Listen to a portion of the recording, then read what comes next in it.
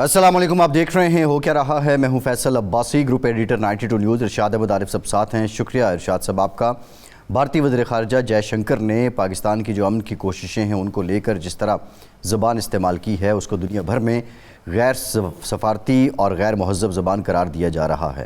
نہ صرف اس طرح کا رد عمل بھارت کے خلاف آیا ہے، بلکہ بھارت کا جو اس سارے وقت میں، ایسے وقت میں کہ جب دنیا چاہتی ہے کہ دنیا میں، عالم میں امن ہو، اور بھارت جو اپنی انتہا پسندانہ اپروچ کا اظہار کر رہا ہے اس پر بھی بھارت پر شدید تنقید ہو رہی ہے۔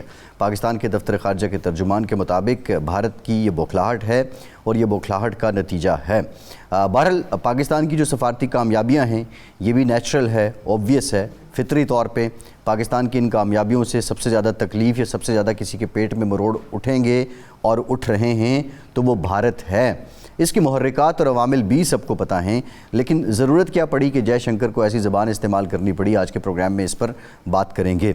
دوسری جانب جو بالواسطہ مذاکرات یا رابطہ اس وقت جاری ہے امریکہ اور ایران کے بیچ، آج پاکستان کے وزیر خارجہ اسحاق ڈار صاحب نے اس کی تصدیق کر دی ہے کہ پاکستان اس سلسلے میں سہولت فراہم کر رہا ہے۔ پاکستان کی کوششیں ہیں سفارتی سطح پہ، سفارتی لحاظ سے نہ صرف امریکہ اور ایران کے بیچ یہ معاملہ حل ہو، بلکہ اس وقت جو خلیجی ممالک ہیں ان کے اور ایران کے بیچ بھی جو حالات ہیں ان میں بھی کچھ بہتری آئی۔ پاکستان کی طرف سے جو آج باضابطہ اس کی تصدیق ہوئی ہے۔ اس سے پہلے عالمی میڈیا ان خبروں کو رپورٹ کر رہا تھا، اور یہ بھی جو عالمی میڈیا کے رپورٹس کے مطابق ایک خبر ہے کہ آج کی جو رات ہے یہ بڑی اہم ہے۔ ایران اپنے جو جواب ہے وہ پاکستان کے حوالے کرے گا۔ دوسری جانب جو ڈونلڈ ٹرمپ ہیں وہ دباؤ بڑھانے کی کوشش بھی کر رہے ہیں، جو خار جزیرہ ہے اس پر قبضے کی باتیں بھی کر رہے ہیں۔ ساتھ ہی ساتھ اسرائیل کی جانب سے یہ دعویٰ کیا گیا ہے کہ جو ایرانی بحریہ کے سربراہ ہیں علی رضا تنگسیری، ان کو شہید کر دیا گیا ہے۔ ابھی تک ایران نے اس کی تصدیق نہیں کی ہے۔ یہ جو اس وقت حالات ہیں اس میں اب کچھ معاملات کلیئر ہو رہے ہیں۔ CNN بھی رپورٹ کیا ہے کہ اس ہفتے کے آخر میں امریکی نائب صدر JD وینس پاکستان کا دورہ کریں گے اور اس کی تیاریاں بھی جاری ہیں۔ اب کیا پیغام رسانی کے بعد مذاکرات کا عمل اس کا باضابطہ آغاز ہوا چاہتا ہے، اور اگلے جو 4-5 دن ہیں اس میں کوئی نتیجہ نکل پائے گا؟ ڈونلڈ ٹرمپ کی جو مہلت ہے وہ بھی ختم ہو رہی ہے، لیکن ایران کسی بھی مہلت کو ماننے سے انکاری ہے۔ تمام معاملات پہ بات کریں گے۔ افضل رضا صاحب ہمیں جوائن کریں گے، آپ بیورو چیف ہیں ایرانی نیوز ایجنسی کے۔ بہت شکریہ افضل صاحب آپ کا، آپ سے گفتگو کریں گے۔ ارشاد صاحب، سب سے پہلے یہ جو جے شنکر صاحب نے زبان درازی کی ہے، اور زبان درازی کیا بلکہ وہ تو مغلظات ہی انہوں نے بکے ہیں، تو یہ کیا ہے؟ کیا جو ایک لے مین انڈرسٹینڈنگ ہے کہ بھارت کے پیٹ میں مروڑ اٹھنے ہیں، اور وہ آبویس ہے کہ پاکستان اس وقت ایک عالمی مسئلہ ہے، اس میں بطور ثالث کام کر رہا ہے، دنیا میں امن لانا چاہتا ہے۔ کل تک یہ بھارت پاکستان کا جو امیج بیان کرتا تھا وہ بھی دنیا کو پتہ ہے۔ اصل میں بھارت کی جو پریشانی ہے یا پشیمانی ہے یا اضطراب اور ہیجان ہے وہ قابل فہم ہے۔ دیکھیں پچھلے 1 سال سے مئی میں جو ہوا، اپریل میں بلکہ انہوں نے حملہ کیا تھا ہمارے، تو یہ مسلسل ایک عمل جاری ہے 22 اپریل سے، اور ہر محاذ پر اس کو ہزیمت اٹھانی پڑ رہی ہے۔ اس نے یہ تصور کیا کہ پاکستان تنہا ہو چکا ہے، امریکہ میری پشت پر ہے، اور چین کو بھی وہ امریکہ گھراؤ کرنا چاہتا ہے، پاکستان کو بھی سبق سکھانا چاہتا ہے، تو اس نے ہم پر حملہ کر دیا۔ اور پھر جو اس کی درگت بنی، اور پھر درگت تو ہم نے جو بنائی سو بنائی، ہماری پاک فوج نے، پاک فضائیہ نے، ہماری بحریہ نے جس طرح دفاع کیا اپنے وطن کا، وہ تو اپنی جگہ پہ، لیکن جو مذاق ٹرمپ نے اس کا اڑایا اگلے 8, 9, 10 مہینے تک، وہ بھی ایک تاریخی بات تھی کہ ہر وہ تقریر میں کہتے تھے کہ وہ 6 جہاز گر گئے تھے، پھر 7 جہاز گرا دیے، پھر 8 جہاز گرا دیے، پھر 11 جہاز تک وہ چلے گئے، اور ہر جگہ پہ مودی کا اور انڈیا کا وہ مذاق اڑاتے تھے۔ تو وہ عالمی ایک سطح پر اس کا تو اس کو ہوگا۔ اب یہ جو ایران اسرائیل کے حملے سے 1 دن 2 دن پہلے تک مودی وہاں تھے، اور ظاہر بات ہے کہ مودی اور نیتن یاہو ایک ہی مزاج کے ہیں، مسلمانوں کے دشمن، پاکستان کے دشمن، انسانیت کے دشمن، انتہا پسند، اول درجے کے تنگ نظر، انتہا پسند، تو ظاہر بات ہے مشاورت بھی ہوئی ہوگی اور خیال اس کا یہی ہوگا کہ یہ ایک موقع ہے کہ میں اسرائیل کے ساتھ اگر کھڑا ہو جاؤں تو دوبارہ امریکہ کی خوشنودی بھی حاصل ہو سکتی ہے۔ اسی لیے اس نے بندر عباس کو چھوڑا، وہ کانٹیکٹ ختم کیا یا بھاگا اس سے، اور ایران سے بھی، ایران کے 2 جہاز یرغمال بنا لیے اور روس کا تیل لینے سے بھی انکار کر دیا۔ یہ ساری کوششیں تھی، لیکن وہ پانسا پلٹ گیا۔ آج تک ایران اپنی جگہ پہ موجود ہے اور انشاءاللہ موجود رہے گا انشاءاللہ، اور اسرائیل کو اسی طرح کی منہ کی کھانی پڑ رہی ہے جس طرح انڈیا کو کھانی پڑی۔ نقصان ایران کا ہوا ہے، لیکن جو مقاصد امریکہ کے تھے اور جو اسرائیل کے تھے وہ تو پورے نہیں ہوئے۔ اور پھر یہ بھی حقیقت ہے کہ مسلمانوں کو لڑانے کی جو سازش تھی وہ بھی کامیاب نہیں ہوئی۔ اس میں خلیجی ممالک کا بھی بڑا اہم کردار ہے، اس میں سعودی عرب کا خاص طور پر، کویت کا بھی، قطر کا بھی، سب کا۔ قطر نے تو کھل کر کہہ دیا کہ جی ٹھیک ہے، جن کی جنگ ہے وہ لڑتے رہیں، ہم تو جو کچھ بھی ہو جائے ہم فریق نہیں بنیں گے۔ تو یہ بہرحال ایک قابل ستائش بات بھی ہے، لیکن اسرائیل کی طرح بھارت کے لیے بھی ایک بہت بڑا دھچکا ہے۔ اب یہ بات کیوں کہنی پڑی کہ خود عالمی برادری میں بھی یہ بات ہو رہی ہے اور انڈیا میں بھی ہو رہی ہے کہ بھارت جو اپنے آپ کو چودھری کہہ رہا تھا، وہ برکس میں ہے، وہ شنگھائی میں ہے، اور وہ جناب اقوام متحدہ میں کھڑے ہو کے سب سے بڑی جمہوریت اور سب سے بڑا رقبہ اور آبادی اور سارا کچھ، وہ کہاں گیا؟ اب اس کو تو کوئی ملک پوچھ ہی نہیں رہا۔ اور پاکستان جس کے بارے میں یہ مفروضہ قائم کر دیا گیا تھا کہ یہ ایک تنہا ہو گیا ہے ملک، معیشت خراب ہے، فلاں ہے اندرونی، وہ ایک لائم لائٹ میں ہے۔ اور وہ ایک ایسی سپر پاور جو کسی کو خاطر نہیں لاتی، اور ایک ایسا ملک جو مظلوم ہے، جس پر دھاوا بولا گیا ہے، جس کی ٹرمپ صاحب دعویٰ کر رہے ہیں کہ اس کی نیوی تباہ کر دی، اس کی فضائیہ تباہ کر دی، اس کی بڑی فوج تباہ کر دی، اس کے ریڈار تباہ کر دیے، یہ کر دیا، وہ کر دیا۔ وہ اس مظلوم ملک اور اس جار ریاست کے درمیان صلح صفائی کے لیے کوششیں کر رہا ہے۔ اور وہ یہ ایک اس لحاظ سے بھی کامیابی ہے کہ ایران اگر اعتماد کرتا ہے تو وہ تو قابل فہم ہے کہ ہمسائے ہیں، مسلمان ہیں، کہ لیکن امریکہ کو بھی یہ پتہ ہے کہ یہ پاکستان ہی ہے جو ہمارے درمیان کوئی میڈیشن کر سکتا ہے، اور اس کو بھی یہ معلوم ہے کہ اس وقت اگر ہمیں خفت سے، پسپائی سے بچایا جا سکتا ہے، آبرومندانہ کو راستہ ڈھونڈا جا سکتا ہے تو پاکستان کے ذریعے۔ ایسے تو اس پر ظاہر بات ہے مودی کو، آپ اندازہ کریں کہ جے شنکر اپنے آپ کو بڑا مہذب اسکالر کہا جاتا ہے، یہ اس کی زبان ہے، وہ چائے فروش کی کیا زبان ہوگی آپ اندازہ کر سکتے ہیں۔ اور یہ جو باتیں ارشاد صاحب سامنے آ رہی ہیں، خیر یہ تو باتیں جو رپورٹ ہوئی ہیں، اور ان رپورٹڈلی یہ کس کماش کے لوگ ہوں گے، بالکل یہ ہے، اس میں کوئی شک نہیں ہے، بالکل ایسی ہے۔ یہ جو لوگ ہیں، انڈین لیڈرشپ جو ہے، اس نے جواہر لال نہرو سے لے کر جے شنکر تک اور مودی تک، انہوں نے لبادہ پہنا ہوا ہے، ورنہ یہ خونخوار ہیں، تنگ نظر ہیں، بد تہذیب ہیں، ناشائستہ لوگ ہیں، اس میں کوئی شک نہیں کسی کو ہونا چاہیے۔ کیا یہ خوب ہوتا کہ آسیہ اندرابی کے ساتھ جو غیر انسانی سلوک نہیں، آپ دیکھ لینا کہ ایک خاتون ہے اور کیا ہے، وہ جدوجہد کر رہی ہے، وہ کوئی دہشت گرد تو نہیں ہے، اس کو یہ عدالتوں کا حال ہے، یہ انڈیا کی عدالتوں کا حال ہے کہ اس کو عمر قید سنا دی گئی، ان کے ساتھ 2 اور خواتین ہیں، ان کو بھی سزا سنائی گئی ہے۔ یعنی وہاں نہ کوئی قانون ہے، نہ کوئی انصاف کا نظام ہے، نہ کوئی انسانیت ہے، نہ کوئی اخلاقیات ہے، کچھ بھی نہیں ہے۔ ایک ڈکٹیٹرشپ ہے، اکثریت کی ڈکٹیٹرشپ جس کو کہتے ہیں نا، وہ ہے کہ چونکہ ہم اکثریت میں ہم جو مرضی کر سکتے ہیں، اور کسی کو جو اقلیت میں ہے، خواہ وہ مسلمان ہے، خواہ وہ بدھ ہے، خواہ وہ عیسائی ہے، سکھ ہے، اس کو جینے کا حق نہیں ہے۔ منی پور تو وہ آپ کو پتہ ہے، منی پور میں تو ان کو کرفیو نافذ کرنا پڑا ہے، جو کرسچنز کے علاقے ہیں وہاں پہ، ایسے ہی وہاں پہ تو جو چرچز جلائی ہیں، جو سکھوں کے ساتھ، یعنی خود امریکہ میں सिख लीडरशिप को मारने की कोशिश, कनाडा में तो मार दिया ना वाक़या, ऑस्ट्रेलिया में कौन कौन सी जगह है ये साजिशें जहाँ नहीं कर रहे और अक़लियतों के खिलाफ साजिशें कर रहे हैं। ये बड़ी इंपॉर्टेंट बात आपने की है कि अमेरिका का जो एतमाद पाकिस्तान पे आया है ज़िम्न में, दिल्ली तो बिल्कुल ही फारिग हो गया ना, अब तो वो पैगाम ये क्लियर है कि क्रेडिबल ही नहीं है। जब एक शिकस्त खुर्दा मुल्क है उस पर कौन एतमाद करेगा और उसको कौन उसकी बात सुनेगा? बिल्कुल ठीक है, अमेरिका क्यों सुनेगा? बिल्कुल ठीक है इरशाद साहब। और ईरान तो इसलिए भी नहीं सुन सकता कि जब ये जंग हुई है तो ये साजिशों में शरीक रियल टाइम दगा किया है, अभी 2 हफ्ते पहले की बात है। अफजल रज़ा साहब ने हमें ज्वाइन किया है, आप ब्यूरो चीफ ईरानी न्यूज़ एजेंसी के। अफजल साहब बहुत शुक्रिया आपके वक्त का। अफजल साहब, आज तेहरान में सूरत हाल क्या है? इजराइल ने दावा किया है कि उन्होंने अली रज़ा तंसीरी जो हैं उनको भी शहीद कर दिया है। ईरानी जो क्वार्टर्स हैं क्या वो इस बात की तस्दीक कर रहे हैं? तो ओवरऑल ये जो पैगाम रसानी शुरू हुई है इसके बाद भी तेहरान में क्या कोई सेंटिमेंट बदले हैं? बिस्मिल्लाहिर्रहमानिर्रहीम। देखें, मैंने भी ऐसी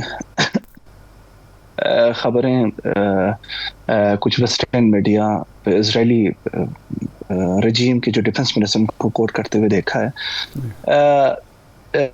इससे मावरा हो के अगर सोचें कि अगर इजराइल ये समझ रहा है कि असैसिनेशन जो कॉन्स्पिरेंसी है वो ईरान की पॉलिटिकल मिलिट्री लीडरशिप के ख़िलाफ़ वो जारी रख सकता है, और अगर वो ये सोच सकता है कि वो सरेंडर करने पर मजबूर हो जाएंगे या डोनाल्ड ट्रंप के जो सो कॉल्ड 15 नुकाती एजेंडे को वो एक्सेप्ट कर सकते, तो वो बहुत गलती का यानी मुर्तकिब हो रहा है। मुझे इतने सेंटिमेंट्स नज़र आ रहा है कि जब से अमेरिका और सेंटकॉम ने ये क्लेम किया है कि वो पता नहीं हैलीबर्न या कोई बटालियन डिवीज़न या मेरीन्स को मिडिल ईस्टर्न वाटर में भेज रहे हैं ताकि वो सो कॉल्ड ईरान के अंदर कोई बूट्स ऑन द ग्राउंड वाली ऑपरेशन को इजरा करें, लेकिन मैं देख रहा हूँ कि तेहरान समेत मुख्तलिफ शहरों पे अभी भी माह रमज़ान के इख्तिताम के बाद एक दफ़ा फिर एक जोश और वलवले के साथ आवाम सड़कों पर हैं और अपनी आर्म फोर्सेस और निज़ाम के हक़ में वो साथ दे रही है। ये कौम वो ये समझ रहे होंगे कि सिर्फ उसका मुकाबला शायद ईरानी मुसल्लह अफवाज से हो, लेकिन वो ये भूल रहे हैं कि मुसल्लह अफवाज की तो जंग जारी रखना उनका मकसद है, लेकिन बाकी जो असल जंग जीतना है, जो नैरेटिव है, जो कमिटमेंट है, वो आवाम की हिमायत के साथ हासिल होती है वो जीत, जो कि मैं समझ रहा हूँ ईरानी कौम इस वक्त भी शाना बशाना अपने लीडर्स और आर्म फोर्सेस के साथ खड़े हैं। नहीं, इसमें तो कोई शक नहीं है, ईरानी अवाम का हौसला जो है कर उठने का आज़म जो है इसमें तो कोई शक ही नहीं है। लेकिन सवाल हमारा ये था कि ये जो अली रज़ा साहब थे यही था, इत्तलात ये थी कि स्ट्रेट ऑफ हॉर्मुज़ के मामलात को देख रहे थे, ये सारी पॉलिसी और हिकमत अमली उनके पास थी। तो क्या अगर वाकई ये खबर दुरुस्त है, शहादत हुई है, तो क्या इससे वो जो स्ट्रेटजी है ईरान की उस पर कोई असर पड़ेगा? क्या एब्सोल्युटली नॉट। अमेरिका को कोई कामयाबी मैं बिल्कुल नहीं हो समझता। जी जी, देखिए, कामयाबी इस सूरत में उनके शायद नाम नहाद वो इनके मोरल डाउन करने, नीचे दिखाने की शायद वो ये कार्रवाई कतई तौर पर यही कर रहे हैं, लेकिन मैं नहीं समझता जनरल एडमिरल अली रज़ा तंसीरी के जो एलिज्ड इनके असैसिनेशन है उसकी शहादत से ये जो एजेंडा 28 फरवरी से जब शुरू की ईरानी मुसल्लह उसको मुतासर कर ले, बल्कि मैं समझता हूँ ये एक सेटबैक है अमरीकी जो फर्दर इनके जो प्लॉट हैं ईरान के खिलाफ। मैं अर्ज कर चुका हूँ, देखिए मैं समझता हूँ कि आधे से जवाब में अपने पहले अर्ज़े में मैंने आपकी खिदमत में की है कि देखें, असैसिनेशन ये इजराइल की एक वतीरा है ईरान के खिलाफ। गुज़श्ता साल जंग से पहले अगर आप गुज़श्ता 10 साल के एक स्टैटिस्टिक्स को आप देख लें, उसने बहुत सारे ईरानी साइंटिस्ट को डिफरेंट टेररिस्ट अटैक्स में उसने शहीद किया हुआ है। क्या ईरान के न्यूक्लियर एक्टिविटीज रोक पाए? क्या डोनाल्ड ट्रंप जून 2025 में ये क्लेम करते आ रहे हैं कि इजराइल को बचाने के लिए ईरान के नतंज, इस्फहान, फोर्दो पर अटैक किया, और उस वक्त उन्होंने ये क्लेम किया कि उन्होंने विक्ट्री का हाथ ऊपर किया और कहा कि मैं जीत चुका हूं। तो अभी किसके पीछे आए हुए हैं? क्यों अपने 15 नुकाती सो कॉल्ड एजेंडे में इस पे जोर दे रहे हैं कि ईरान को कोई हक नहीं है न्यूक्लियर एक्टिविटी फॉलो करने के लिए? اس وقت بھی اسرائیل، موساد، CIA ناکام رہی ہیں اور حالیہ جو کاروائیاں ہو رہی ہیں اور ان کا مقصد ہے ایران کو کسی بھی طرح بیک فٹ پہ لے کے جائے، تو میں سمجھتا ہوں یہ ایبسلیوٹلی اس میں یہ فیلڈ اور فلاپ رہیں گے۔ اچھا، یہ فرمائیں کہ ٹرمپ یہ کہہ رہا ہے کہ بالواسطہ مذاکرات چل رہے ہیں، اور اس کی تصدیق میسیجز کی حد تک اسحاق ڈار صاحب جو ہمارے پاکستان کے وزیر خارجہ بھی ہیں، نائب وزیر اعظم ہیں، وہ کر رہے ہیں کہ جی میسیجز تو چل رہے ہیں، بالواسطہ ان کو مذاکرات کا نام نہ دیں لیکن رابطوں کا نام دیا جا سکتا ہے، چل رہے ہیں، لیکن ایرانی قیادت مسلسل اس کی تردید کر رہی ہے۔ تو بطور جرنلسٹ، اینالسٹ، آپ کے خیال میں یہ میسیجز چل رہے ہیں اور کہاں تک امکان ہے کہ یہ دونوں فریق مذاکرات کی میز پر بالآخر بیٹھ سکیں؟ دیکھیں، جہاں تک ایرانی لیڈرشپ کے جو سٹینس ہے، یہ کل اور پرسوں اگر آپ یہ سوال مجھ سے کرتے ہیں تو میں آپ سے ایگری کرتا کہ ایرانی لیڈرشپ کہہ رہے کہ کوئی انڈائریکٹ یا ڈائریکٹ مذاکرات نہیں ہو رہے، لیکن جب محترم المقام deputy prime minister, foreign minister, senator Dar sahab excellency نے جب کنفرم کیا ہے کہ کوئی میسیجز تھرو آؤٹ پاکستان کی طرف ایکسچینج ہو رہے، انڈائریکٹ مذاکرات ہے، تو قطعی طور پر ایران یہ میسیج ریسیو بھی کر رہا ہے اور پاکستان کے ذریعہ رپلائی بھی دے رہا ہے۔ ایک نقطہ میں یہاں پہ ضرور بتانا چاہتا ہوں پاکستان کے کردار کو، جو کہ خطے میں کچھ ایکسٹریمسٹ کو یہ ہضم نہیں ہو رہی، اور جو لوگ اسرائیل کے ساتھ نیکسس کر کے پاکستان کو نیچے دکھانے کی کوشش کی تھی مئی 2025 میں، پاکستان کی یہ کردار صرف حالیہ دنوں تک محدود نہیں ہے یا گزشتہ سال جنگ میں ایران کا ساتھ دینے کا نہیں ہے۔ پاکستان گزشتہ 4 دہائیوں سے ایران کے انٹرسٹ کو بڑے قریب سے دیکھ رہے ہیں اور ہمیشہ اس بات کا خیال رکھا ہے۔ آپ کے علم میں ہوگا کہ واشنگٹن میں جو پاکستان ایمبیسی ہے، وہ وہاں پہ ایک دفتر بھی سیپریٹ ہے جہاں پہ پاکستان ایران کے انٹرسٹ کو لک آفٹر کرتا ہے۔ جس طرح تہران میں سوئٹزرلینڈ کی جو ایمبیسی ہے وہ امریکی معاملات کو دیکھ رہے، تو پاکستان دہائیوں سے واشنگٹن میں اپنے سفارت خانے میں ایران کے معاملات کو دیکھ رہے، تو فلی ایشورڈ کہ پاکستان اس میں بالکل کامیاب ہوں گے، لیکن اس پہ اسپوائلرز بہت ہیں۔ اسپوائلر کی جو آپ بات کر رہے ہیں، پاکستان اور ایران کے تعلقات نظریاتی ہیں، برادرانہ ہیں، مذہبی ہیں، علاقائی ہیں، ہر لحاظ سے ہیں۔ بھارت اور ایران کے بیچ بھی سفارتی طور پہ قربتیں ماضی میں رہی ہیں، لیکن جو جے شنکر نے ابھی زبان استعمال کی ہے افضل صاحب، وہ کیا ایران کی ہمدردی ظاہر ہوتی ہے اس سے کہ بھارت ایران کا ہمدرد ہے؟ اس جنگ کے بعد this phase shall be passed، اور سب یہ جنگ ختم ہوتے ہوئے دیکھیں گے انشاءاللہ، لیکن میں سمجھتا ہوں کہ ایرانی نظام کو، لیڈرشپ کو، یہ ہندوستان جو ہے اس کے ساتھ تعلقات کو ریکنسیڈر یا ریویو کرنے کی ضرورت ہے۔ مجھے لگتا ہے یہ جو سو کالڈ وزیر ایکسٹرنل افیئر کا جو منسٹر ہے، جو کہ ایک ہاتھ ایکسٹریمسٹ زیادہ اور منسٹر کم، شاید وہ یہ دیکھ پا نہیں رہے کہ مقبوضہ کشمیر میں جو عوام ایران کی حمایت میں اٹھ کھڑی ہوئی ہے اور ان کے لیے مالی امداد کا اعلان جو کیا ہے، شاید ان کو یہ برداشت نہیں ہو رہا۔ اس انتہا پسند وزیر خارجہ کو شرم آنی چاہیے جب ان کے سرزمین میں ایک نہتے ایرانی نیوی ایک ان آرمڈ کشتی دعوت دے کے ان کو بلا لیتے ہیں، اور جب ایکسرسائز ختم ہو کے وہ کشتی واپس جا رہی ہوتی ہے، ایک میزبان کی ایک ذمہ داری ہوتی ہے، اگر آپ اپنے گھر سے خدا حافظ کر کے اس کو بھیج رہے ہیں، کم سے کم گلی تک، اس سڑک تک آپ نے اپنے مہمان کا خیال رکھنا ہے۔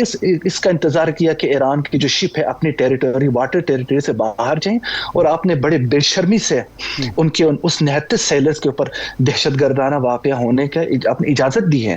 یہ میں نہیں کہہ سکتا کہ انہوں نے برملا اجازت دی ہوگی، لیکن ان کے جو بیہیویئر ہے اور اس کے بعد اسرائیل کے ساتھ یہ جو نکسز ہے اور صرف زبانی کلامی ایک کنسرن شو کرنا، بھارت کا رویہ 2025 جون میں ایران پر جارحیت بھی اسی طرح رہی اور اب بھی اسی طرح ہے۔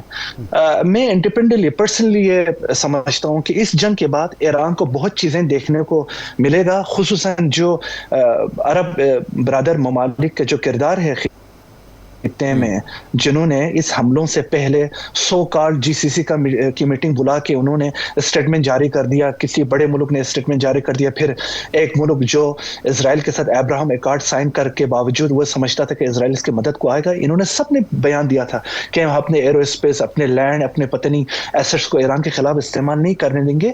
ایران اس جنگ کے بعد بالکل ریویو کرے گا، خصوصاً جو ممالک ساؤتھ ایشیا میں پروپیگنڈا کر کے خود کو نام نہاد دنیا کی بڑی ڈیموکریسی دکھا کے ان لوگوں کے ساتھ نیکسس کر رکھا ہوا جو آج ایرانین سویلین کے قتل عام میں ڈائریکٹلی انوالو ہے، جو ایرانی بچیوں کے قتل میں انوالو ہے۔ افضل صاحب بالکل یہ ڈیسیژن 2 پاس، اس کے بعد بہت سی چیزیں ایران ظاہر ہے اس نے بھی فیصلہ کرنا ہے کہ بنیادی اب سوال یہ ہے کہ ذرا ہم گراؤنڈ پہ آ جائیں، آپ زیادہ بہتر انداز میں ہمیں بتا سکتے ہیں ابنائے ہرمز اور جو خرگ جزیرہ ہے اس کا میدانی دفاع، ظاہر عسکری حکمت عملی تو آپ کے پاس نہیں ہوگی، ایران کے لیے عمومی طور پہ بتائیے میدانی دفاع کرنا کتنا آسان ہے، اور اگر امریکہ یہاں پہ میرین اتارتا ہے یا اٹیک کرتا ہے تو آپ کیا سمجھتے ہیں کہ اس کو کوئی کامیابی ملنے کے امکانات ہیں؟ دیکھیں اگر آپ اس وقت آن لائن گوگل میپ کر لیں اور خارق جزیرے کے لوکیشن دیکھ لیں، یس یو آر رائٹ، میں ملٹری ڈومینس یا اس کے ایکسپرٹ نہیں ہوں، لیکن جس طرح مجھے وہاں پہ نیریٹو سننے کو مل رہی ہو اور جو ٹائم ٹو ٹائم اپڈیٹس ہو رہی ہے ملٹری کمانڈرز کی جانب سے، جزیرہ خارق کے ساتھ 3 اور کی آئی لینڈز ہیں ایران کے، قشم، ابو موسیٰ اور لارک۔ اچھا، اگر واقعی امریکی صدر چاہتے ہیں کہ اپنی جو اسرائیل کی خاطر اپنی فوج کے لیے قبرستان بنا دے ابنائے ہرمز کو، تو میں سمجھتا ہوں کہ وہ بہت بڑی غلطی کا شکار ہو رہے ہیں، کیونکہ ان کو یہ بالکل علم ہے کہ 3 جزیروں میں ایران نے کس طرح اپنی جو اسٹریٹجک ایسٹس ہے وہ اس جنگ کے دوران نہیں بلکہ گزشتہ 1 سال سے ان کے اوپر بڑی ایکٹیویٹی انہوں نے جاری رکھا تھا، خصوصاً قشم اور ابو موسیٰ جن کی پوری ساورینٹی ایران کے اوپر ہے۔ ایک سو کالڈ کچھ عرب ممالک اپنی ہی ساورینٹی شو کرتے رہتے ہیں، جبکہ پورا ساورینٹی اور وہاں کی پاپولیشن، وہاں کے سیکیورٹی فورسز لک آفٹر پورا ایران کے ہاتھ میں ہے۔ میں سمجھتا ہوں اگر ڈونلڈ ٹرمپ یہ نئی گیمبلنگ کرنے کا شروع کریں تو کیوں نہ وہاں بھی امریکی افواج کے لیے قبرستان بنا دی جائیں۔ اچھا یہ فرمائیں کہ یہ جو اب ایران ظاہر آمادہ ہوا ہے، میسیجز وصول بھی کر رہا ہے، جواب بھی دے رہا ہے، تو آپ کے خیال میں کیا یہ مذاکرات کی میز پر آ سکتے ہیں کوئی پیش کی شرط منوائے بغیر کہ نہ امریکہ کی کوئی شرط ہو نہ ایران کی ہو، دونوں مل بیٹھ کے شرائط پر تبادلہ خیال کریں، ایسی کوئی امید آپ کو ہو سکتی ہے؟ دیکھیں پاکستان سے زیادہ اور کس کو یہ بات کا علم ہونا چاہیے کہ امریکہ کتنی دفعہ ایران کو بٹریٹ کر چکا ہے ڈپلومیسی مذاکرات کے میز میں۔ میں سمجھتا ہوں یہ بڑی سینسٹیو اسٹیپ ہے یا فیز ہے پاکستان کے لیے کہ کس طرح ایران کے اعتماد کو وہ لے سکتا ہے اور کس طرح یو ایس سائڈ سے یہ گارنٹی لے سکتا ہے کہ اگر اللہ کرے اسلام آباد میں کوئی میڈیشن کے تحت کوئی مذاکرات ہو ثالثی یا فیسیلیٹیشن کے تحت، تو اس میں پاکستان کس طرح ایشورنس لے سکتے ہیں امریکہ سے کہ ادھر مذاکرات ہوں گے، وہاں پہ اسرائیل آپ دیکھ رہے ہیں ابھی رپورٹس آ رہی ہے کہ ایڈمرل تنگسری کی شہادت ہوئی ہوگی، تو یہ چیلنج ہے بہت۔ اور ایران اپنے جو 5 پوائنٹ ایجنڈا دیا ہے، میں سمجھتا ہوں کہ انہوں نے بڑے بروقت اور بڑی ایکوریسی کے ساتھ یہ ڈیمانڈ دی ہے وہ، اور بہت ہی انہوں نے شروع سے ہی جب یہ میسج ڈیلیور ہوئے تھے 15 نکاتی سو کالڈ ایجنڈے، انہوں نے اس لیے ریجیکٹ کر دیا کیونکہ انہوں نے پہلے بھی دھوکہ دیا ہے، امریکہ کے اوپر اتنی آسانی سے بھروسہ نہیں کر سکتے، اور اگر خدا نہ خواستہ ایرانی لیڈرشپ یہ رسک بھی کر لے تو اس دفعہ ایرانی قوم اس بات سے پیچھے نہیں ہٹیں گے کہ جو ممالک پہلے بھی ایران کو دھوکہ دے کے، خصوصاً جس کا سربراہ امریکہ ہے، تو اب کی بار یہ کوئی کانفیڈنس بلڈنگ میجر نہیں ہو سکتی انلیس یا انٹل پاکستان یہ جو دوست برادر ممالک وہ ٹھوس گارنٹی لے کے آئیں، اور جو سامنے والے فریق ہے جو ایگریسرز ہے ان کو اس بات پہ یا پاکستان کو اعتماد لے لے، جو ممالک درمیان ان کو اعتماد میں لے لے کے مذاکرات اگر ہوں تو ایران کی کنڈیشن پہ اس دفعہ ہونی چاہیے۔ اچھا افضل صاحب، ایک بات جو ٹرمپ نے کہی ہے کہ جی ایرانی قیادت ڈیل کرنا چاہتی ہے، معاہدہ کرنا چاہتی ہے، لیکن اپنے عوام سے ڈرتی ہے، تو کیا ایران میں کوئی ایسا لیڈر ہے جو امریکہ سے معاہدہ کرنے کا خواہش مند ہو لیکن اپنے عوام کے ڈر کی وجہ سے اظہار نہ کر رہا ہو؟ ایسی کوئی اس وقت تمام لیڈرشپ، اس وقت تمام پولیٹیکل ملٹری لیڈرشپ ایران میں under the guidance of the حضرت آیت اللہ امام سید مجتبی خامنئی جو سپریم لیڈر ہے ان کی طرف دیکھ رہے ہیں. وہ ان کے کمانڈر ان چیف ہے, سپریم کمان اتھارٹی ہیں. جو امام خامنئی سپریم لیڈر حکم دے دیں گے اور قوم اسی سائڈ پہ ہے. جس طرح ابھی میں تہران کے فضا میں دیکھ رہا ہوں, کرج کے آپ کو پتہ ہے کرج جو ہے نا ایران کے, جس طرح آپ سمجھے کہ پشاور اور اسلام آباد کی طرح ہے, شاید اس سے بھی قریب ایریا ہے جو شہر میں, جو کہ وہاں پہ ملٹری ایکٹیویٹیز یا کچھ فیکٹریز وہاں پہ زیادہ ہے, اور اتنی دفعہ وہاں پہ بمبارمنٹ ہوئی ہے. میں دیکھ رہا ہوں وہاں کی عوام کی کس طرح اپنے آفس ٹائمنگ ختم ہونے کے بعد, یونیورسٹیز کے ختم ہونے کے بعد وہ جوک در جوک سڑکوں پہ ہیں. میں نہیں سمجھتا اس وقت ایران میں کوئی ایسی لیڈرشپ ہو, ان تمام جارحیت, ان تمام عوام کی شہادتیں, ان تمام نقصانات کے باوجود. درست بات. افضل صاحب, یہ لاسٹ کویسچن ہے, آپ یہ فرمائیے گا, ایران کی طرف سے انٹرنیشنل میڈیا یہ بھی رپورٹ کر رہا ہے کہ اسٹیو ویٹکاف یا جیریڈ کشنر کی جگہ وہ جے ڈی وینس کے ساتھ مذاکرات چاہیں گے. کیوں فوقیت دی جا رہی ہے جے ڈی وینس کو, اور کیا آپ سمجھتے ہیں کہ ڈونلڈ ٹرمپ جو ہیں وہ جے ڈی وینس کی بات سے دوسری نہیں کریں گے؟ اگر آپ ایک چیز اس جنگ کے دوران اگر آپ نے نوٹ کیا ہو کہ آپ جے ڈی وینس کو آپ نے باہر دیکھا ہوا ہے, جس طرح ڈونلڈ ٹرمپ صاحب آئے جاتے, گھر سے نکلتے ہوئے, آفس سے نکلتے ہوئے پریس ٹاک کرتے ہیں, تو جے ڈی وینس بہت ریزرو ہو کے رہ رہے ہیں. تو جیریڈ کشنر اور یہ جو اسٹیو وٹکاف ہے, اس سے معاملہ اس لیے آگے نہیں بڑھ سکتے, دے آر لائک ٹریڈر, وہ تاجر کی طرح ہے. جس طرح ٹرمپ صاحب خود تاجر ہے, اور جس طرح ان کی حاوی ہے اوپر اسٹیو وٹکاف کے اوپر.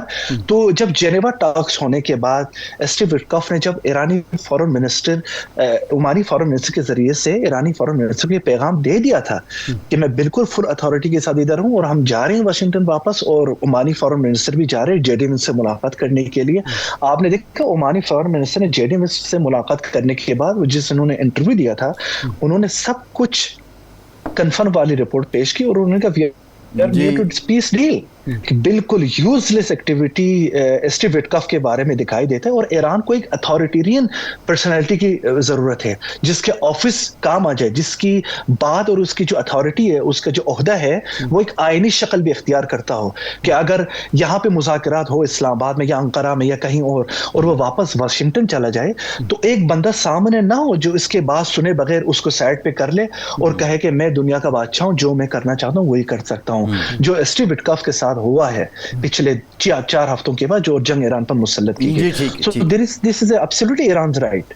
بہت شکریہ افضل رضا صاحب, بہت شکریہ آپ کا, آپ ہمارے ساتھ تھے. ایک بریک کے بعد واپس آئیں گے, اس جنگ کے جو معاشی اثرات ہیں ان پر بات کریں گے, اور پاکستان کے لیے اس میں کیا کوئی اپرچونٹی بھی ہے یہ بھی ہم جاننے کی کوشش کریں گے. ہمارے ساتھ رہیے.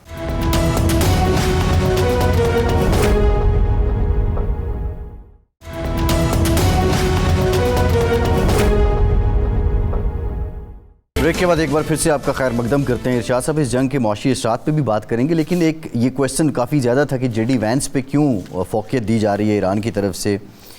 تو جو افضل رضا صاحب نے ہمیں بتایا ہے, ان کا یہ کہنا ہے کہ اسٹیو وٹکاف جب آتے ہیں وہ کہتے تو ہیں کہ آئی ہیو اتھارٹی, لیکن وہاں جا کے وہ بالکل ایک بے بسی کا اظہار کرتے ہیں. تو considering Donald Trump, president Trump, اور پھر ساتھ جے ڈی وینس کا عہدہ دیکھتے ہوئے, کیا جو اگر معاملات جے ڈی وینس کے ساتھ طے ہوتے ہیں تو وہ منوان پریزیڈنٹ ٹرمپ بھی مان لیں گے ان کو؟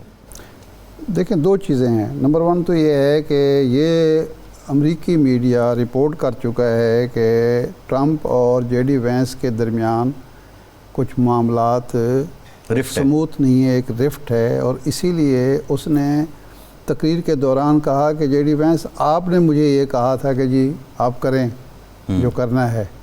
اس کا مطلب یہ تھا کہ اب وہ اختلاف کر رہا ہے جس کی وہ یاد دہانی کرا رہا ہے کہ یہ حملہ کرنے سے پہلے آپ کا مشورہ بھی شامل تھا. اور وہ کچھ اداروں کے سربراہان کو بھی بلیم کر چکے ہیں پریزیڈنٹ. ٹھیک ہے نا, لیکن اس کا تو اس نے کہا نا کہ وینس, جے ڈی وینس آپ آئے تھے اور اس نے کہا کہ جو کرنا ہے کریں. تو اس کا مطلب ہے کوئی ایک. پھر نیتن یاہو کے ساتھ تلخ کلامی جے ڈی وینس کی رپورٹ. ہاں, پھر یہ نائب صدر ہیں باہر, اور نائب صدر کا مطلب وہاں یہ ہوتا ہے کہ اگر صدر خدا خواستہ معزول ہو جائے, مر جائے یا جو بھی ہو, تو اس کا وہ دوبارہ الیکشن نہیں ہوتا, وہ صدر ہی ہوتا ہے. اور اس کے اختیارات یہ ہیں کہ سینٹ کی جو صدارت ہے اجلاس کی وہ نائب صدر کرتا ہے بطور صدر کے, قائم مقام صدر کے.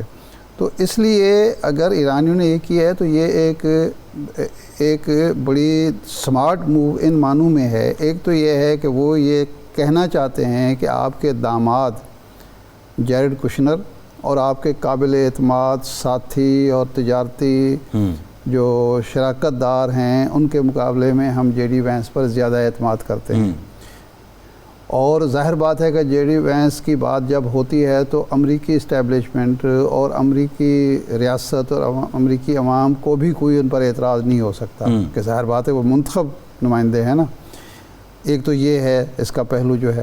دوسرا یہ ہے کہ چونکہ جیرڈ کشنر اور جو دوسرے ویٹکوف ہیں وہ 2 دفعہ مذاکرات تو ناکام کر چکے ہیں اور یہاں مان کے معاملات طے کر کے نہیں، پہلی دفعہ بھی مذاکرات ہو رہے تھے نا، مذاکرات تو آگے بڑھ رہے تھے تو اس کے بعد حملہ کر دیا. تو اس کا مطلب ہے وہ قابل اعتماد نہیں ہے. لیکن ظاہر بات ہے کہ یہ ہضم کرنا ٹرمپ کے لیے مشکل ہوگا کہ وہ دونوں کو نکال دے. اس لیے جو ابھی خبریں آ رہی ہیں وہ یہ ہے کہ جیرڈ کشنر کو اس نے الگ کر دیا ہے اور ویٹکوف اس کے ساتھ ہوگا. اور اب تو وہ اس نے خود بھی کہہ دیا ہے نا، اس کی جو سیکرٹری ہے، پریس سیکرٹری، وہ کہہ چکی ہیں کہ جے ڈی وینس جا سکتے ہیں مذاکرات. جی بالکل ٹھیک ہے، بالکل ٹھیک ہے، ہوتے ہیں. تو ارشاد صاحب اس جنگ کے جو معاشرات ہیں اس پہ بھی بات کرتے ہیں. ہمیں پاکستان کے ماہر ناز معیشت دان ڈاکٹر فاروق سلیم صاحب نے جوائن کیا. ڈاکٹر صاحب thank you very much for your time. Doctor صاحب حکومت کی آسٹیرٹی میئر سے آتے ہیں، یہ موجودہ اقدامات کیا کافی ہیں؟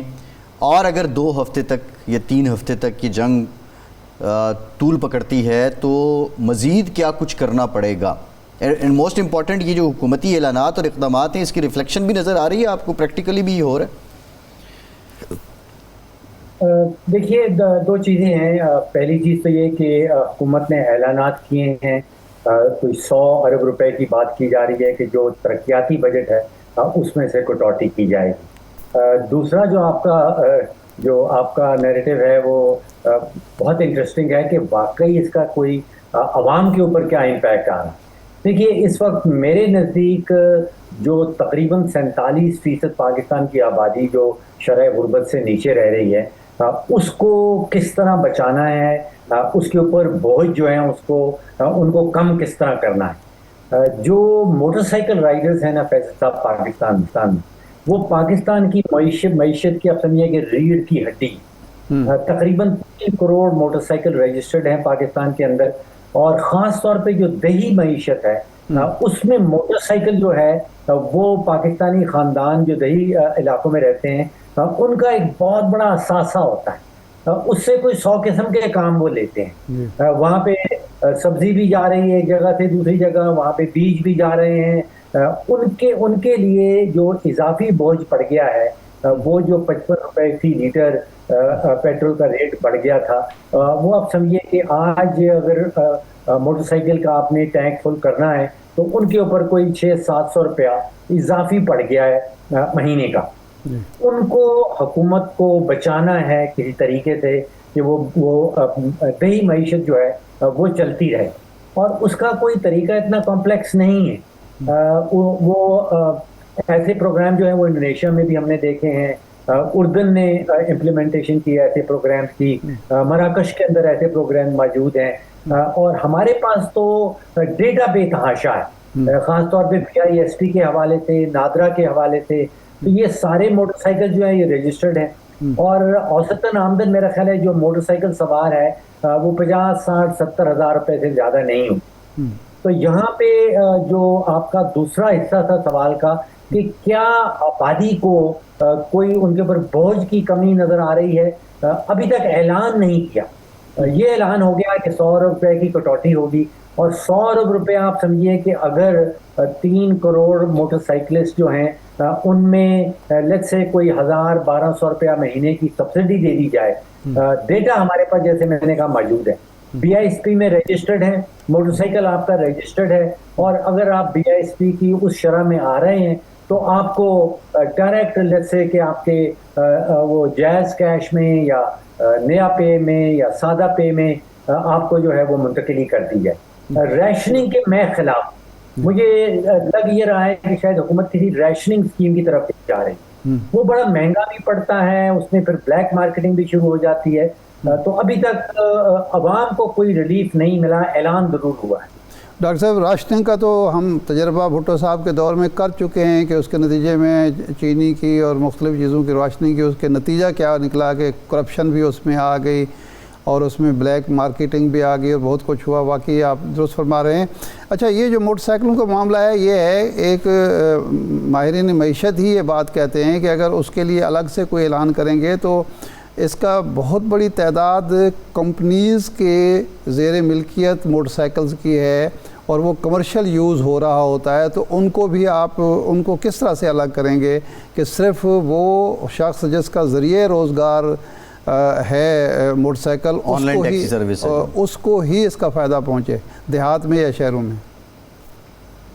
دیکھیے، موٹر سائیکل تو موٹر سائیکل ہے. اگر آپ اس کو کمرشل پرپز کے لیے استعمال کر رہے ہیں، لیٹس سے کہ آپ اس میں فوڈ ڈلیوری کر رہے ہیں، وہ حضرات جو ایون اس کو کمرشل پرپز کے لیے استعمال کرتے ہیں، اگر ان کی آمدن کی شرح دیکھی جائے تو وہ 50-60 ہزار روپے سے زیادہ کی نہیں ہے.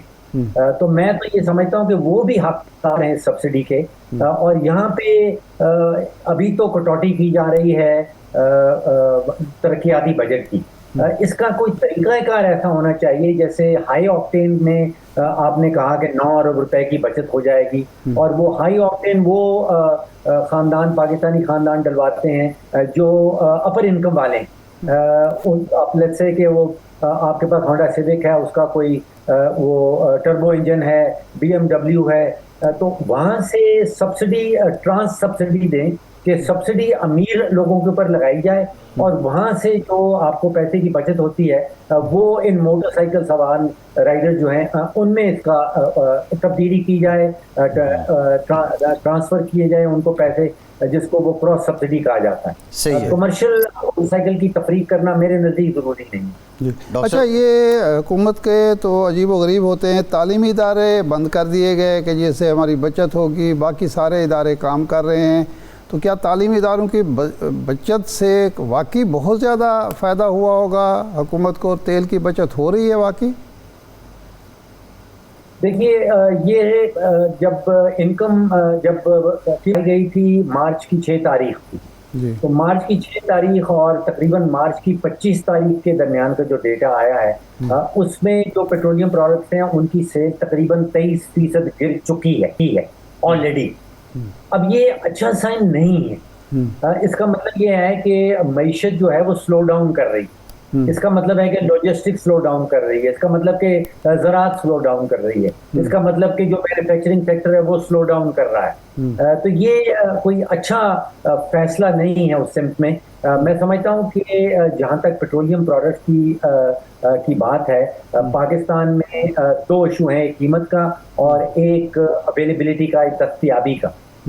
پاکستان میں شارٹیج مجھے نظر نہیں آ رہی، جس طرح کہ وہ سری لنکا میں نظر آ رہی ہے، بنگلہ دیش میں ہے، مصر میں ہے، اور 2-4 ملکوں میں، ساؤتھ کوریا میں بھی نظر آنے لگی ہے. اس قسم کی شارٹیج کا ایشو پاکستان کے ساتھ نہیں ہے. ہمارے ہاں ایشو ہے قیمت کا. تو قیمت کے حوالے سے اگر ان طبقات کی کچھ سبسڈی کر دی جائے، اور ریشننگ کی میں نہیں سمجھتا ہوں کہ کس قسم کی ضرورت ہے. اسکولوں کو اگر بند کرنا ہے تو لیٹس سے کہ ہفتے میں 1 دن اگر ان کو آن لائن کر دیا جائے تو کوئی خاص میرا خیال ہے نقصان ہونے والا نہیں ہے اسٹوڈنٹس کا. نہیں، ابھی تک تو ہفتے میں سارے دن ہی آن لائن ہے، لیکن ڈاکٹر صاحب اب معاملہ یہ ہے کہ پرائیویٹ اسکولز وہ فیسیں اپنی جگہ لے رہے ہیں، آن لائن کر کے گھر میں پورا سلسلہ نیا انٹروڈیوس کروا دیتے ہیں، اور بچے پڑھتے بھی نہیں ہیں آن لائن. جو اسٹوڈنٹ سمجھدار ہیں بڑی کلاسوں کے، ان کی تو سمجھ آتی ہے. تو اس کے لیے پھر کیا ہونا چاہیے؟ آپ کیا سمجھتے ہیں؟ نہیں، جب باقی ادارے کام کر رہے ہیں تو پھر ان کو بھی کرنے دیں. تو کم از کم تعلیم کا حج تو نہیں ہوگا. تعلیم کا حج تو ہو رہا ہے، امتحانات ملتوی ہو گئے، تعلیم کا بیڑا غرق ہو گیا. اچھا، اس میں ایک بہت بڑا سوال جو ہے آپ نے بھی اٹھایا کہ اس میں بات آتی ہے کہ اگر یہ جنگ لمبی چلتی ہے. دیکھیے، یہ سارے اقدامات جو ہیں ان کا انحصار ہے کہ یہ جنگ کتنی لمبی چلتی. اب اس کا جو جواب بجائے اس کے کہ ایک وہ انڈیویجول کی بیسس پہ آپ کو دوں، میں اس کا جواب ڈھونڈتا ہوں عالمی دنیا کی جو مارکیٹس ہیں، ان کو ہم اکنامکس میں کہتے ہیں کلیکٹیو وزڈم، یعنی کہ جو اجتماعی حکمت ہے وہ اس کا جواب کیسے دیتی. देखिए इस वक्त जो आलमी मंडियों में तेल का फ्यूचर चलता है, यानी कि आप एक बैरल तेल जो है वो फ्यूचर में खरीद सकते हैं। जनवरी 2027, मार्च 2027 वो मैं कीमत देख रहा था कि वो कीमत आ रही है $60-62 इनटू द फ्यूचर जो लेते हैं। उसका एक पैगाम है, ये थोड़ी सी बात टेक्निकल हो गई लेकिन मैं पैगाम बता देता हूँ कि आलमी मंडियां इस वक्त पैगाम ये दे रही हैं कि ये जंग ज्यादा लंबी चलने वाली नहीं है। आप सोने को देख लीजिए, सोने की मार्केट जो है वो जब इंतहाई गैर यकीनी की फजा आ जाती है तो सोने की कीमत बड़ी तेजी से चढ़ने लगती है। यहाँ पे पिछले हफ्ते से हम देख रहे हैं कि सोने की कीमत गिर रही है और सोने की मार्केट जो है वो यही पैगाम दे रही है कि ये जंग ज्यादा लंबी चलने वाली नहीं है। तो हफ्ता 2 हफ्ते में अगर हम ये बच्चों का मामला ये कुछ बर्दाश्त कर लें तो सही है डॉक्टर साहब। ये अच्छा ये बताइए, लेकिन ट्रम्प साहब जो वॉल स्ट्रीट जर्नल की स्टोरी है उसके मुताबिक तो 6 हफ्ते तो है, मज़ीद लगता है कि मज़ीद होंगे, क्योंकि जो उन्होंने मुलाकात रखी है चीन के सदर से वो भी 15-16 मई की रखी है। इसका मतलब 6 हफ्ते तो वो भी समझ रहे हैं कि जंग चलेगी।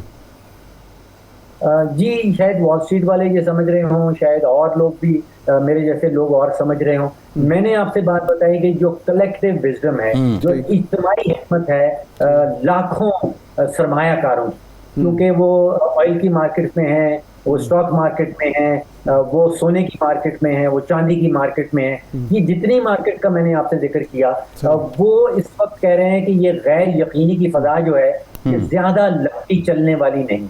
जी ठीक, बहुत शुक्रिया फ़ारूक सलीम साहब आपके वक्त का। इरशाद साहब आपका शुक्रिया। आज के प्रोग्राम से इतनी इजाज़त दीजिए।